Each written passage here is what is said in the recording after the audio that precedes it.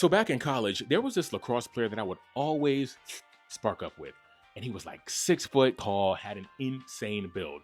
One day, he randomly invites me to his place for the first time, and I'm like, yeah, let's do it.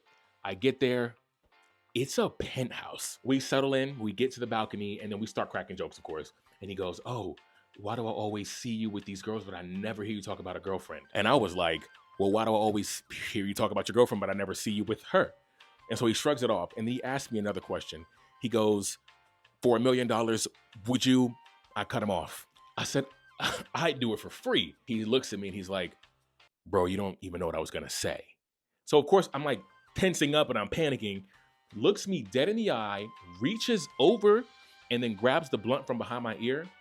And then he's like, what, are you nervous or something? He pulls his pants up from the bottom and then he grabs my hand and puts it on his knee, thinking I could smell the musk from here, but I don't hate it at all. So then he walks us to the table, sits me in the chair, he sits on the table, bare ass.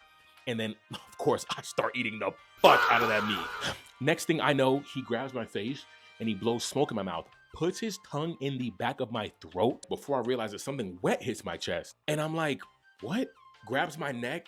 He takes a pic with his phone, scoops it up with his 2 fingers, puts his fingers in my mouth and goes, clean it up that way.